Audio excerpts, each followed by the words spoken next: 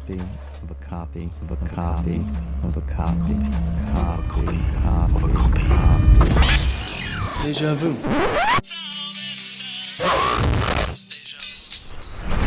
Deja Reviewed. Hi everyone and welcome to the Deja Reviewed podcast, where we talk about the original versions of TV shows that were later rebooted. This is season 1, which we're calling In the Zone because we're discussing The Twilight Zone. I'm Mike. And I'm Mark. And today we're talking about season 1, episode 2, titled One for the Angels. There is a fifth dimension. Both shadow and substance of things and Suddenly up ahead, just a door. You're moving into a land, another dimension. Next stop, the Twilight Zone. Okay, are we ready for our episode, One for the Angels, Mark? I think so. Let's talk about One for the Angels. So, Baron at IMDb gave us a nice little summary of this. A pitchman is visited by death, capital D, and is forced to get his priorities in order. And this is episode 2, obviously, of The Twilight Zone. I like that. That's a good summary. Thank you. Now, I'm not thanking you. I'm thanking the person who wrote it. Thank you, Baron. And this episode was it aired in 1959. This was the second episode of season 2, directed by Robert Second Parrish. episode of season 1. Second episode of season 1, that's correct. Directed by Robert Parrish, written by Rod Serling, starring, of course, Rod Serling. Ed Wynn and Murray Hamilton were the above the title people that were in this episode. And Ed Wynn, I want to note, was the pitchman in it. And as soon as I saw him come on, I'm like, oh my gosh, I know that guy. And like the whole episode, I was like trying to rack in my brain what I know him from. And so I had to go look him up. Can I guess? Because I haven't looked. Okay.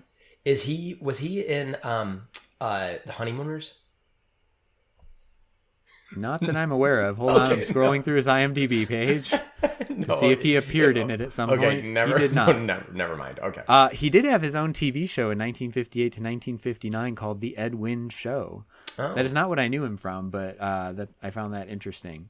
It's interesting. Like, actually, I feel like a lot of these sort of comic actors of that era, like at some point, were given their own show. His does not look like it lasted very long.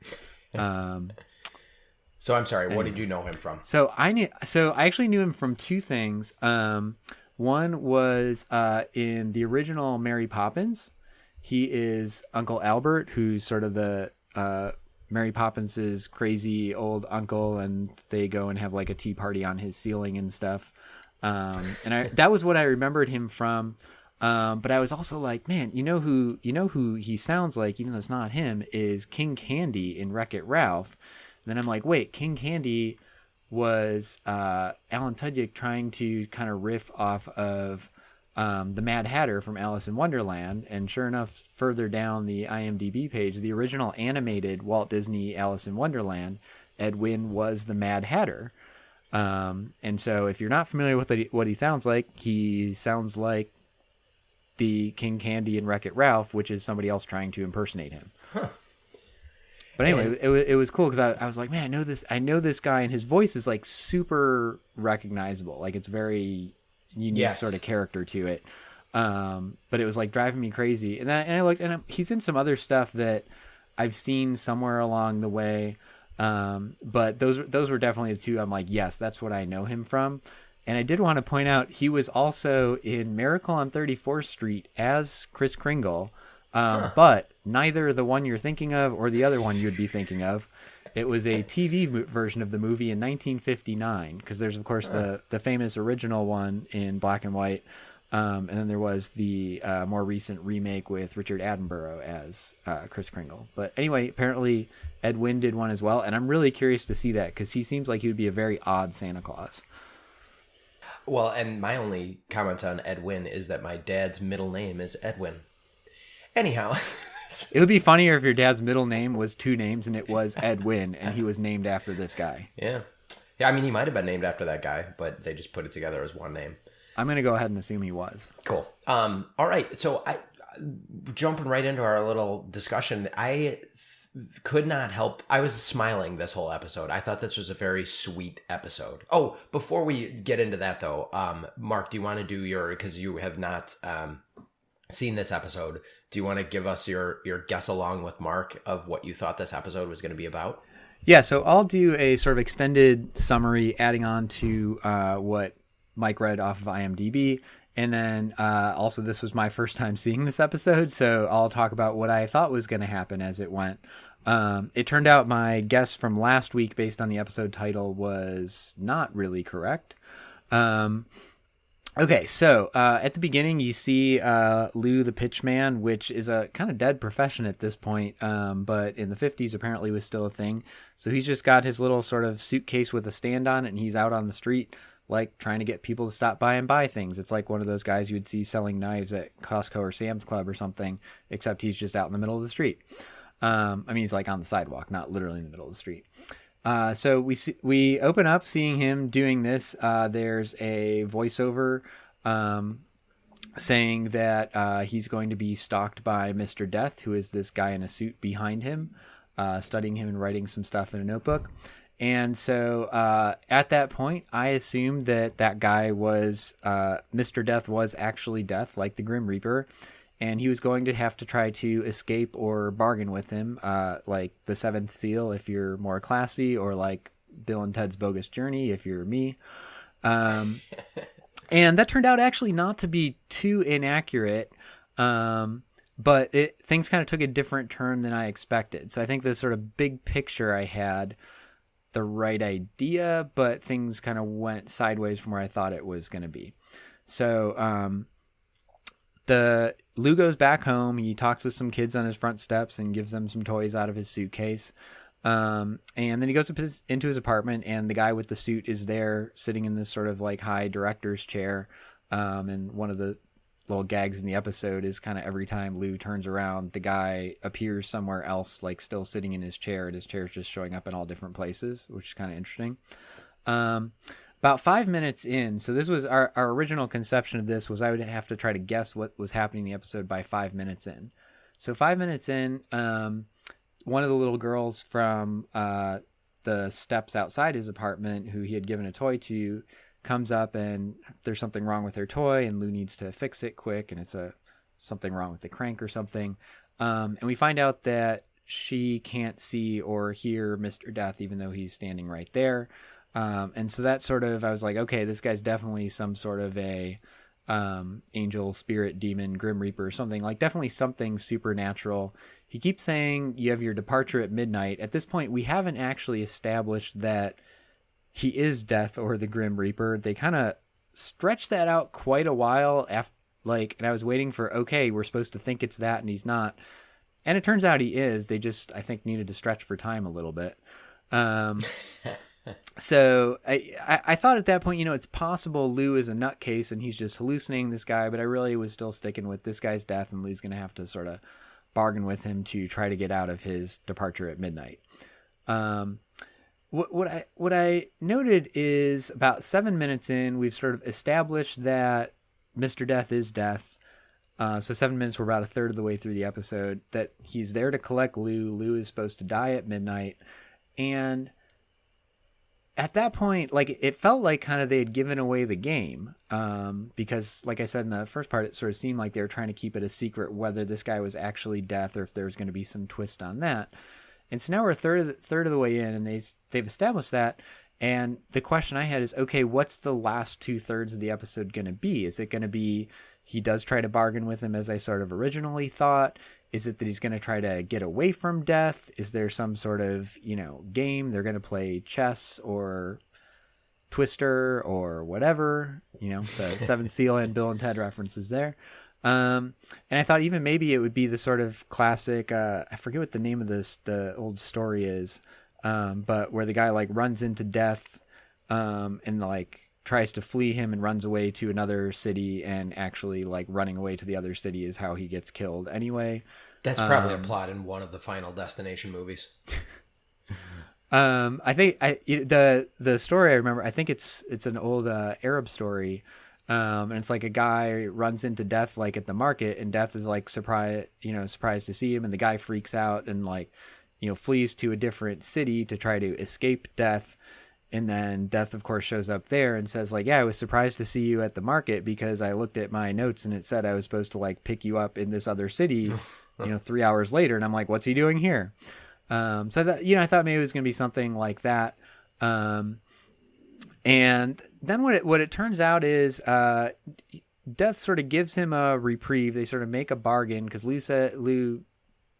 says he has some unfinished business and he tries a couple of things just trying to get out of this. And finally, the one that really sort of hits Death, and Death is a little sympathetic to him, is he says, I really want to make like one really good pitch. Like one, he has a sort of phrase that gets repeated a couple of times where the skies will open up. And Death says like a pitch, like one for the angels, which is where they get the title. And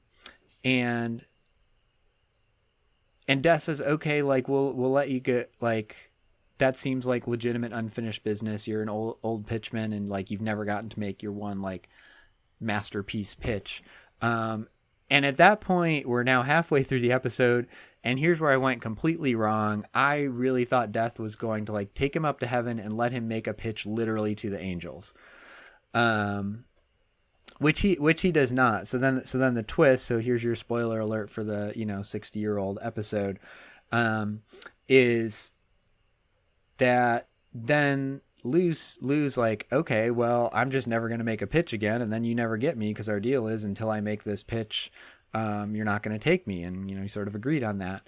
So Death says, well, I'm taking somebody, and he has, through some sort of magic or whatever, the little girl gets hit by a car and is sort of severely injured, and it's unclear if she's going to make it. And they have a doctor there who's like, well, we'll know by midnight which way she's going to turn. And of course, midnight is when he's supposed to take Lou.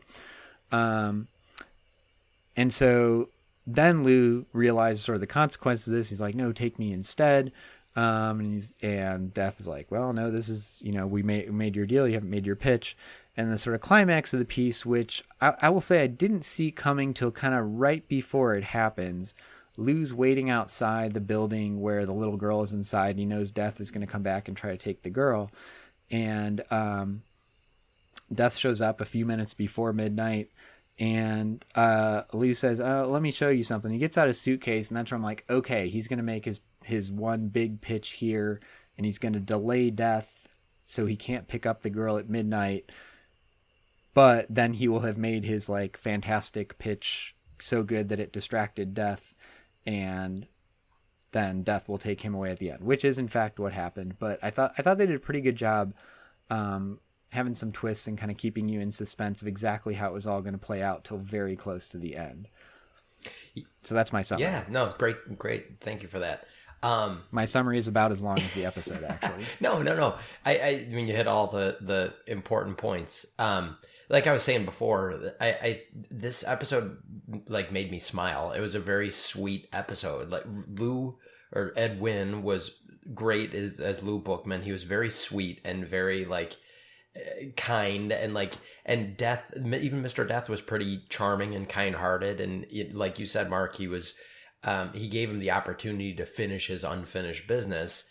And then it was just cute. And like when Lou was giving the pitch to Death, you see like to Mr. Death, you see him kind of like his eyes are darting back and forth. And he's Lou was selling him like a tie, and he's like, oh, I gotta have that tie, and like thread and all this stuff in his pitch. And it was Mr. Death it was really fun watching him, like his eyes darting, like he just had to have this stuff from Lou as a pitch man. And I was super glad that Lou, because when the episode started, the first time I watched it, he seemed pretty creepy, a little bit, like hanging out with these kids, and he was he like comes home and there's a pile of kids like on his front step that he like sits down like, let me give you some toys out of my box, kids. It was a little weird, except he's got that Edwin voice, so it doesn't feel as creepy, but it's a little creepy. It was a little strange. Like you mentioned before, Mark, when we were talking about the summary of the episode, I also did not realize that Pitchman was a thing that people, I think in modern parlance, I think that it's probably what we consider like a marketing job, but he was just basically just hawking stuff on the street, and I thought it was kind of neat to see. And I think you also have to think about, this is the late 50s, And at this point, TV is still relatively new, and there's only a few broadcast channels. Like what Lou is doing and what the pitchman would be today is like a Mr. Popeil. Like it's somebody who would be, you know, on QVC or something like that, but those venues didn't exist at that point, and this would have been an actual, like, you're out on the street, like, pitching to people kind of as they walk by, instead of doing sort of mass pitching in a TV studio where your pitch can go out to, you know, millions of people at once. That's a good call. And his pitch to Mr. Death was very Popeil-esque. It was very enthusiastic. I mean, like he was telling the story of, I think it was the thread that he was trying to sell him. He's like, they have to have these birds like fly it overseas, and they can only bring like an inch each time they go back and forth. So like this is, and he's like, and I'm going to give you this for like $1 or something. Or well, he had like the classic, like, how much would you pay for Yes. that? $20, $10? But wait, I'll give it to you cheaper. And I really want to say, but wait, there's more. Yeah. No, good call. So here's the interesting question I had on the pitch, and I'd be curious for your take. Do you think Death was actually distracted, or did Death know this was coming all along, and this was his sort of whole scheme? Let him pitch to me, that'll delay this. Let him make his like big pitch, feel like he accomplished that, and he gets the person he wanted in the first place. So I have now watched this about a month and a half ago, and then I watched it twice this past week. So I've seen this, and I really like this episode. And I think my impression of it is that he was actually into it, because the way that Mr. Death, the actor, was acting out Death, I think we were supposed to think that he was super into it, and he definitely was sympathetic to Lou the entire episode. But I think the idea was, hey, he got his unfinished business in, because this pitch was so great that Mr. Death was like super into it and forgot about the job that he was supposed to do. Okay. What did you think? I had the same read as you. I think we're supposed to see it as Death really being into it, and like you mentioned, kind of his performance and the way he's reacting to the pitch. I did think that was how it was supposed to read, but it was just an interesting sort of thing to think about for me, because I'd like to think the Grim Reaper is not a total moron and would figure out kind of what was going on here. And so it seemed to me there was the possibility that this was sort of Death's scheme all along, to let Lou complete his unfinished business and get it. But I think you're right. I read it as he was supposed to really be taken in by the pitch, and also be a little dishonest if he wasn't really taken in, but, well, you had your pitch to the Angels. Right. It was great. True. And I think he legitimately thought that was a fantastic pitch. Yeah. And I would also like to think that Mr. Death is self-employed and he doesn't have to follow a deadline. Like, who put the midnight deadline on him? Like, who is he working for? Well, it was a little convenient that he tells Lou, well, it's departure at midnight. That's what's on my schedule. That's what we're going to do. And then the doctor comes in like, yeah, well, we should know about the girl at midnight. Like, it won't be 11:53 or 12:02. Like, somehow that injury, like, knew it was midnight and was going to decide which way to go. Right. And by the way, they had a in-home, what do they call them? A home visit? What do you call those? When a doctor actually comes to your house. The doctor not only came to the house, but stayed there till midnight. Well, I'm sure he was making triple overtime at that point. Exactly. They don't show the aftermath of this, which is the girl lives, but the family is bankrupted by the medical bills. Yeah, exactly. Speaking of medicine at this time, so I was initially sad because Lou was only 69 years old when Mr. Death came for him. And I was sad about that at first. I'm like, oh, that's a pretty young man. He's a little overweight, but he looks fine. But the life expectancy, I had to look this up. The life expectancy for a man in 1959. Well, guess, Mark. What do you think the life expectancy for a man in 1959 was? American male? It didn't specifically say, but I'm almost positive. Okay. I would probably say mid-60s. Yeah, 66.8 years old, so about 67 years old. So, I mean, he lived a long life. Lou had a good run. Yeah, although that's one of those things, too, where, that's the overall, like, at birth. By the time, Lou reached age 60 and is still in good health and active and stuff like that, his life expectancy actually likely would have been much longer, because that 66 is an average, including all the people who, had a heart attack at 40 and everything. And if you make it, Sure. it's kind of like today, the average life expectancy in the U.S. Is somewhere in the early 70s. Yeah. But it's like if you make it to 65 and are still in good health, your expectation is actually like 80 or 85. Sure. So yeah, it did. I felt a little bad for Lou, but I'm like, he had a pretty good run. And I kind of thought, like, look, Pitchman's probably not a super easy life. He seems to enjoy what he does, but he's like going out and kind of stressful every day, standing out in the sun, trying to get people to buy his things. So, Yeah. Mr. Death said it was going to be natural causes. He was just going to go in his sleep. And I thought it was pretty nice of him to come by early and give him time to prepare and get his things ready. Yeah, Mr. Death was very polite about the whole thing. And it really, of the two of them, Lou, and I love Lou in this, but like you mentioned, and when you were talking about the recap, Mark, Lou kind of, Mr. Death was a little bit like, hey, you basically gamed me, when Lou's like, well, I'll just never do a pitch again. And I felt like, well, Lou, you could just also continue doing your shitty pitches that you've been doing your entire life. You just can't be good at it. No, I thought that was a weird choice. Like, we're supposed to like Lou, and that was a little bit shady. Like, I know it's shady in a funny way, like he tricked Death, but like also, what's Lou gonna do? Like, he's a pitch man. He's gonna spend the rest of his life not making any pitches. Like, is he just gonna sit in his apartment and hang out with the kids, or what? I don't know. I hope he'd be able to retire at some point. One other thing I thought of that was interesting about this episode, that I can imagine in 1959, it was probably really shocking that they hit a girl with a car and there was a possibility that she was going to die. Like in 1959 on television, I feel like if you did that now, you'd probably get like one of those like children in peril trigger warnings if you put that on TV now. So like you don't see her get hit, but you hear classic screeching tires and screams. And Lou goes running out of his apartment, and she's lying, under a car, essentially. Not under, but like in front of a car. And by the way, they really let the car driver off the hook, because he's like, oh, I didn't see her, and he just leaves. It's like, holy shit. He goes to call the doctor. Lou's like, somebody call a doctor, and the car driver's like, I'll do it, and runs off. Yeah. I mean, I assume just flees the scene and doesn't call a exactly doctor. Gets into his car. He's like, runs them both over. yeah. So it's like, no, there's no witnesses either. I thought that was surprising. Yeah, and I was I mean, you sort of knew that this was not going to end with the girl dying. It was going to somehow, whether Lou convinced Death to take him instead or some other way got her out of it.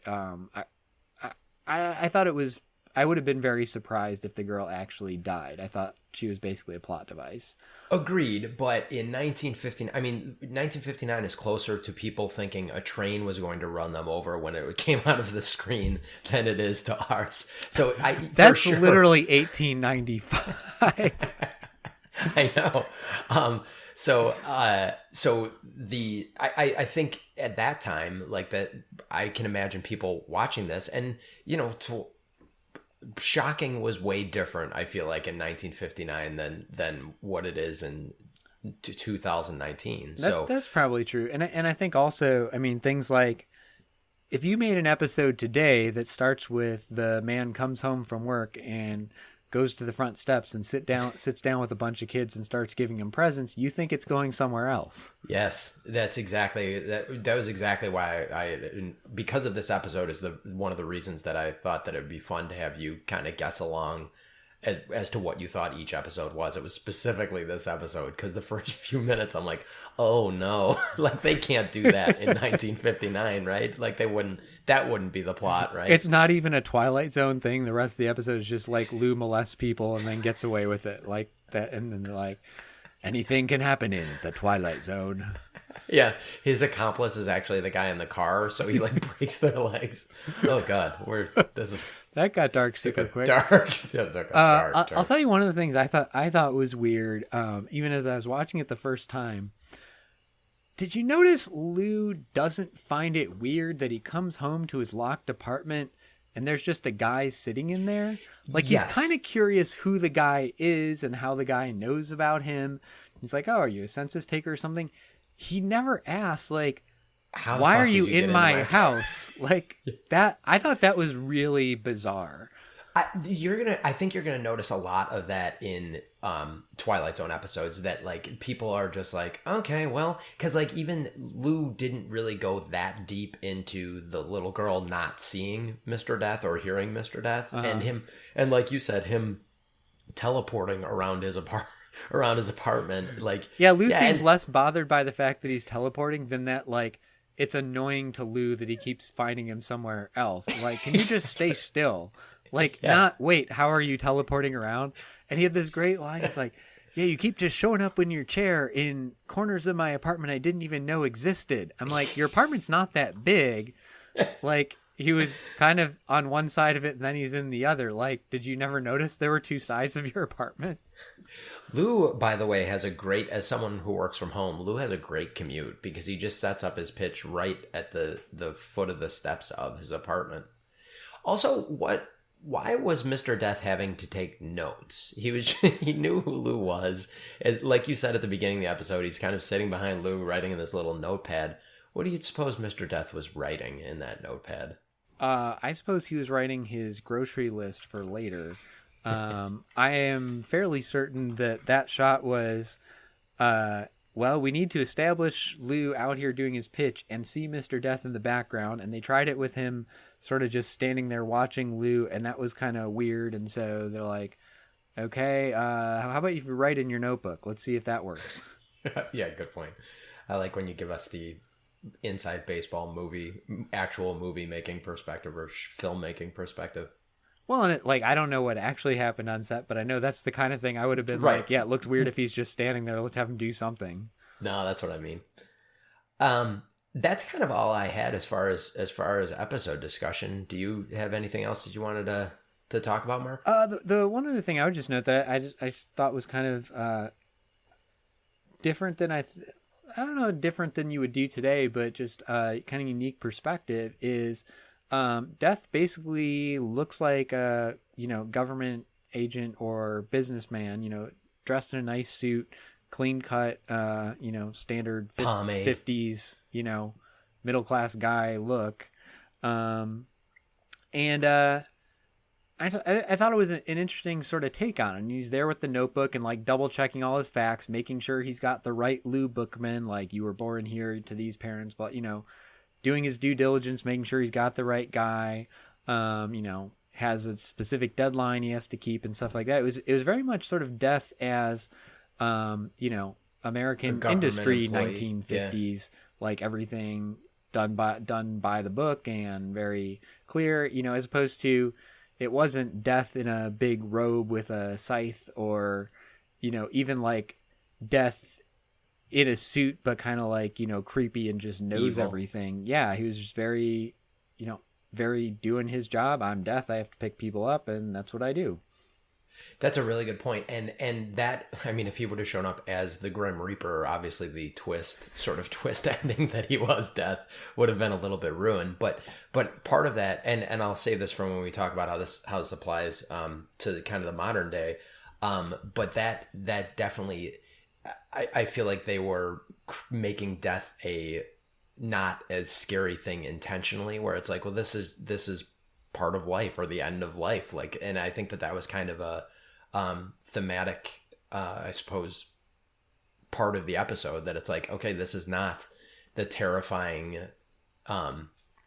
Grim Reaper that it normally is. So that's a good point. That was and I think choice. you're right. He was very matter of fact about it, and Lou is too. Like, even when Lou sort of finds out who it is, he doesn't necessarily want to die. He's trying to bargain with him, but it's not a sort of like scary or you're going to hell or anything like that. It's just, very matter of fact. And then at the end, they sort of walk off, down the street together, very, content. Like, okay, I had my time. I accomplished what I needed to do, and let's move on.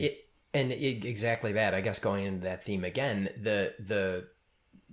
maybe this was the intent, Serling's intent in writing this too, is like, hey, Death was very sympathetic to Lou, like getting the thing that he wanted to do done. And maybe it was sort of, the message was sort of, hey, you only get one life. You only live till 66.8 years old if you're a man in America.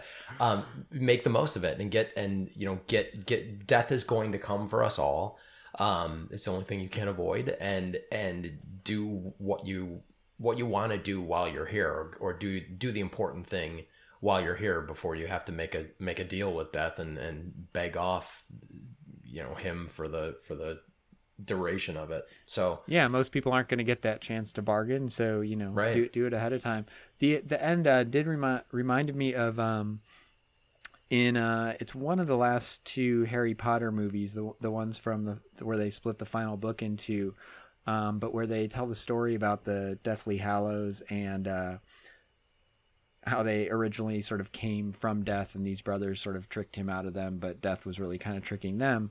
But there's this great line at the end with the sort of smartest of the brothers who gets Death's invisibility cloak and uses it to sort of hide from Death until he's lived a long and happy life. And then it ends with he, removed the cloak and met Death, and they left together, greeted Death as a friend, and they left as equals. And I thought that very much sort of summed up Lou walking off with Death here, that they were like friends. He wasn't upset about dying. Death wasn't upset with him. It was like, this is the next step on the journey, and they go off together. And I thought, I agree with you. I think it was a very sweet episode. And I think we're going to see, because Death and end of life is a very recurring theme in these Twilight Zone episodes that are coming up. And it's going to be interesting because the first time I have watched through a lot of these episodes, I wasn't really intending or keeping this in the back of my mind. I had sort of it on in the background, but it'll be interesting to see the numerous different approaches toward death, because I do feel like there are some episodes that treat it a little bit more scarily, but maybe I'm misremembering. But it'll be interesting watching as Serling and as the Twilight Zone revisits comes back to Mr. Death. I don't suspect he's going to be as charming as he was in this episode, but yeah, it was a very cool take on death, and very methodical, and very, like you said, very businesslike. It was, you could see, if they rebooted this, you could see John Hamm playing it as Don Draper as Death. Mm-hmm. It was great. It was great. So I think with that, we're going to take a quick break, and we will be back with rating, with our sweat level, all of our second half kind of fun stuff to do. So we will see you after the break. There is a fifth dimension. Both shadow and substance of things and Suddenly up ahead, just a cross door. over. You're moving into another dimension. Next stop, the Twilight Zone. So would be where an ad would normally go. And since we don't have any advertising yet, we figured we could kind of advertise our own stuff. So I'm listening to, I'm almost done with a podcast called 13 Minutes to the Moon. It's from the BBC World Service. Just Google it wherever you're looking for it. And it's about the Apollo landing on the moon, and the 13 minutes between when they actually touched down on the moon, when Buzz and Neil touched down, and Michael was in the shuttle still. So it's a kind of a nice, and there, of course, they talked about the leading up to it, but it's a nice little focused chunk. It's very interesting. How about you, Mark? I'd like to recommend the 538 Politics podcast, which is from the 538 website, run by Nate Silver. And this is a podcast that just looks at different things going on in politics, but does it all via data and data analysis. And so they're looking at the numbers. I have a math background, so I always find it fascinating. And if you want to hear people, this sounds like a weird pitch, but if you want to hear people like really get into the details of polls and poll methodology and how all that data plays out and what things are important, what things are not, it's really interesting there. And then obviously whenever they get close to elections, they talk about those and kind of look at what the data is showing and how the results they expect to play out from that. But I find it fascinating. That's the one podcast I don't miss each week. All right, we're back. And as we do every week, Mark, we have to rate this sweat level of this episode. How sweaty were these characters? And just to give you guys a little bit of a background, Lou is a pitchman on the streets of a New Yorky looking city. I don't know if they said it specifically, it was New York. And it looked pretty summery. He was in a seersucker suit. And they said it was July, I think. Oh, did they at some point? He's definitely dabbing at his face with a handkerchief in multiple scenes. So I feel like this, and we're giving this a 1 to 5 rating. I thought we were doing 1 to 10. Are we 1 to 5? Oh, are we? Oh, okay, 1 to 10. Sorry.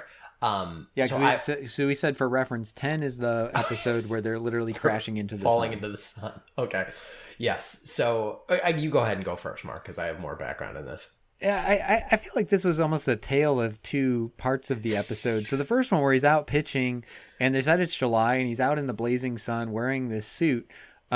He's dabbing a little bit, but it seemed like a normal level of sweat to be out there on a hot sunny day. Mr. Death was kind of in the shade a little bit and was not even sweaty. So at that point, this was maybe like a 2 or a 3. And then when Lou's giving his pitch at the end, Mr. Death like has a hose pouring off of him. And I'm not sure why sitting, like, I think they were going for, he's just like so interested in the pitch and wants the stuff so much. But I'm like, I could be really wanting something. It doesn't make me suddenly burst out in buckets of sweat. And so he was up at, like, Lou was kind of sweaty because he's given his pitch. He was maybe like a 5 or 6. And then Mr. Death was up there at like an 8. I mean, he was just like dripping, and it's nighttime and he's just sitting there doing nothing. So I thought the sweat was a little excessive at that point. Okay, so we're saying, I agree with you. And I was specifically thinking of when Mr. Death's eyes are darting back and forth and there's just buckets of sweat. They're probably darting because they're trying to miss the gallons of sweat dripping into his eyes. So are we comfortable with like a 6 on this?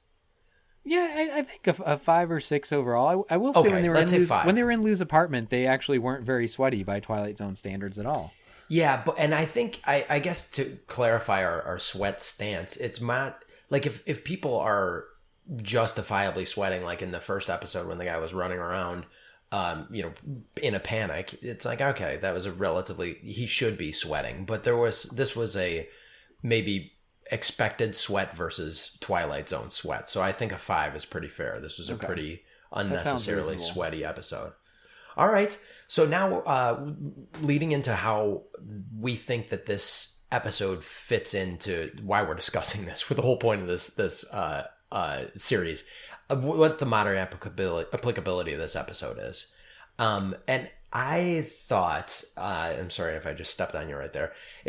Might be a bit morbid, but a lot of our societal problems are being caused because older generations are living longer and they won't retire because they can't afford it, or they won't die off. So our lifespans have gotten a lot longer, and it's causing some pretty major problems for not only the younger generations, but also these older people who are taking jobs at Walmart instead of being able to retire. And poor Lou was 69 years old, still working, but instead of actually enjoying their retirement. And so I thought it was kind of a sweet metaphor that Lou realized that he needed to step aside literally to save this girl, that he's lived this relatively long life and gave up his life essentially for this girl and stepped aside and let the girl live her life, which I think maybe some of you Gen Xers need to start, or you baby boomers need Gen to start Xers, doing. Man. Yeah, well, you've hit 40, you're done. It's like Logan's Run. Yeah, but the baby boomers need to maybe realize that they're sucking up all the jobs and the healthcare. Anyhow, start dying off. That was baby pretty boomers. deep, man. I like that. Thank you. How about? I think that's actually really, really smart. What's interesting about it is, you mentioned Lou's 69 and still working, still doing his daily pitch. You don't get the sense. I mean, he lives in this apartment that's not very big, so I don't get the sense that he has millions of dollars socked away and can just retire and go live on a beach somewhere. But I also got the sense he really likes his job. I think that the interesting thing, like when what's your unfinished business, he proposes a couple of things where he's clearly sort of reaching and trying to come up with something that Death will buy. And his first few things are about, well, I never did this, I never had this experience. But the one where he really, like, you feel like you're actually getting insight into him is like, I never gave this really good pitch. Like, he defines himself as a pitch man. And I don't know what he would do if he stop doing that. And to tie this into what you were talking about, there is, I think a lot of people are, define themselves or their worth or some important element of them by what they do for a living and what their job is. And that's a really hard thing when you are, asked or have to for, if your health doesn't allow it anymore, when you kind of give that up and like, well, what do you do with your life now if you've defined yourself for 40, 50 years as this, and now that's sort of gone from your life. It's hard to imagine if Lou had, retired from being a pitchman. He seems like probably one of those people who wouldn't have lived very long after that, because just sort of his sort of reason for existence would have been gone. Yeah, those are two relatively dark things. But it's like those couples that have been married for 70 years, and when one dies, the other dies like the day after, and they're both in good health because they just kind of they just sort of give up. And don't really have that reason to live. There's you mentioned the married couple thing. I just want to share. I think this is one of Malcolm Gladwell's books. They talk about there's some piece about one of the things that people struggle with when they get divorced or when they lose a spouse is when you've been married for so long, you actually sort of offload some of your memory in kind of the same way that like if you have files on your computer that you don't regularly need to free up some space, you might like throw them on a hard drive, and then you can always plug in that drive when you need them. And so there's things that, you don't need to remember because your spouse does. Who is that couple that, we used to go play cards with or whatever, and your spouse knows it, so it literally kind of gives your brain permission to forget it. And so when people get divorced or when a spouse dies, they suddenly like find there's all this just information about their life that's missing. Well, and this is, I guess, a little tangentially related. One of the most dangerous times for a rescue like if someone's been lost at sea or stranded somewhere when the helicopter shows up in the movie trope, that's the most dangerous time for them because they've been struggling so hard to survive on their own that their body just kind of relaxes and interesting. And they're much more likely to die like as the helicopter is pulling up. So it's like, I can't think of one off the top of my head, but like you hear these tragic stories. It's like, oh, the person died. If we only had gotten there 3 minutes earlier, it's like, no, they probably would have just died 3 minutes earlier because of their body just like feeling like it can just relax instead of staying in that super high adrenaline like survival mode. And so that's a dangerous time for people to be rescued. So I feel like that's kind of related. Yeah, and I don't have anything as profound to say as what you brought up about sort of the aging of the population and kind of this metaphor of Lou stepping aside for the girl, which is really fascinating. And I will just say, we talked about life expectancy earlier. One of the things I think we have as a society haven't kind of really figured out how to do is account for the fact that people live so much longer.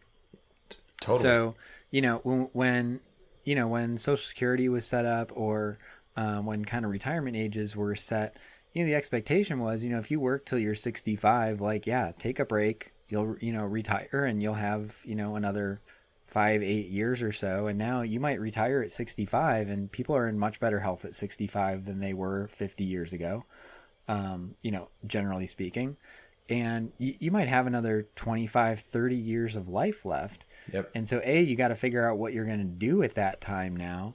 And B, that's it, whether it's your retirement financing, if you had a 401k or whatever, and what you're pulling from Social Security and your medical costs and stuff like that. You're now talking about, being ready to fund a 25 or 30 year retirement, which is just something we're kind of not prepared for. So I would recommend if you do have that time, watch these Twilight Zone episodes and listen to this podcast and drop us a like on your social media. I think that what you added to it was profound, Mark. Don't sell yourself short. I just saw something the other day. There's this the fire movement. Have you heard about that? Are they doing another fire festival? No. No, let's all forget that ever happened, please. No, let's talk about it all the time. No, it's the acronym is like financially independent, retire early or something. It's like basically people who try to save up all this money so they can retire really young. Oh yeah. And the thing I was just reading, and I'm not a financial expert on this, but what somebody was saying is one of the challenges with that is they're kind of basing their financial plans and stuff on these existing models that are out. You know, you need to save up however many multiples of your X income dollars, yeah, and stuff like that, that are designed to, like, again, last you in this 10-ish year, maybe up to 20-year retirement. And instead, now people are applying those same principles and saying, okay, well, I'm going to retire at 40 and plan to live another 40 to 50 years. Right. And it's like that money's not going to last you because that's not what all these models are set up for. Right. I just thought that was pretty interesting. I also, as without revealing my age, as someone who is no longer as young as I once was, it is interesting that, like, I still have a hard time. Like, I have zero interest in retiring, and part of that is I like my job and I like what I do, and it's interesting. But it's also like I don't have something else that I particularly would rather be doing other than maybe watching more of these Twilight Zone episodes more quickly. So it's interesting to me to think that there are people, like, they're sort of setting their goals like, yeah, I just want to retire as soon as I can. I'm like, and then what do you want to do with your life? Like, you want, like, not that that's bad, but I hope they have some sort of plan and not like, then I'm just on vacation for 40 years because that sounds really dull. Yeah. I think I'd be happy with that, but I see what you're saying. I think you would be unhappy if you didn't have something you're putting your energy towards. Yeah. If it's you want to get out of the job you're in and go do something else, I think that makes sense to a lot of people. But the idea of actually completely retiring, they're like, no, I'm not gonna work. I'm just gonna relax. Like, I don't know, 40 years of relaxation is a long time. Yeah, I'm super good at being bored though. Like I love being bored a lot of the time. But there's plenty. I mean, there's so much media to consume. I would spend a lot of time just consuming all the media that I have not consumed. That's fair. I have said often I would really like, I don't want like years and years. I would like a month where I have no other responsibilities, like magically the kids are taken care of, nothing to do for work, and just like catch up on all the shows and movies that I have wanted to see and not had time. Yeah. And I will say, I mean, I'm sure there's lots of stuff you that comes out that you don't get a chance to see.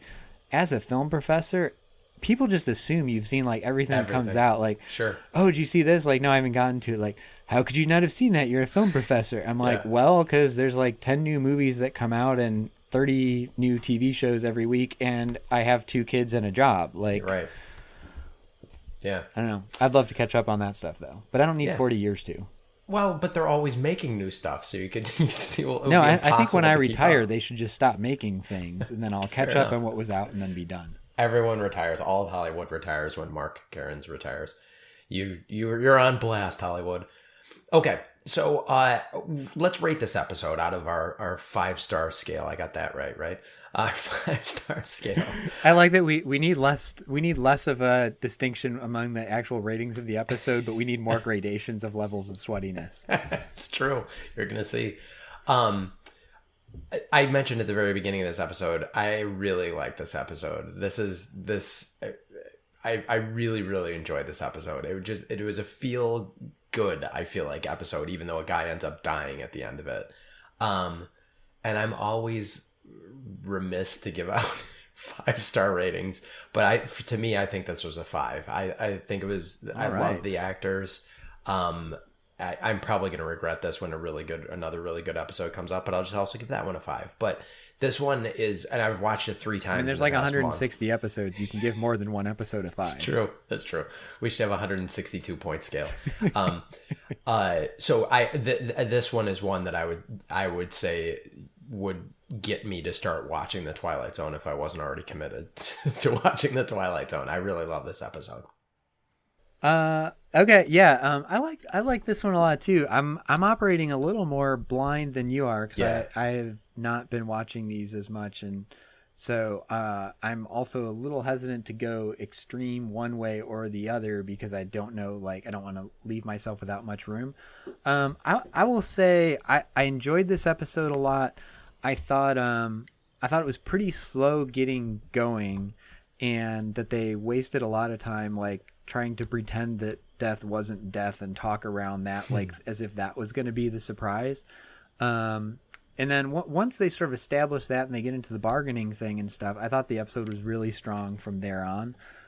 So I enjoyed it a lot. Like you said, it's really sweet. I'm going to give it a 4.5. I think it's a really solid premise. I think the actors are great, particularly Ed Wynn. I thought was amazingly well cast as Lou, giving the pitch of a lifetime and the performance of a lifetime. I mean, he's done a bunch of other stuff, so this probably was not the performance of a lifetime, but he fit this role really well.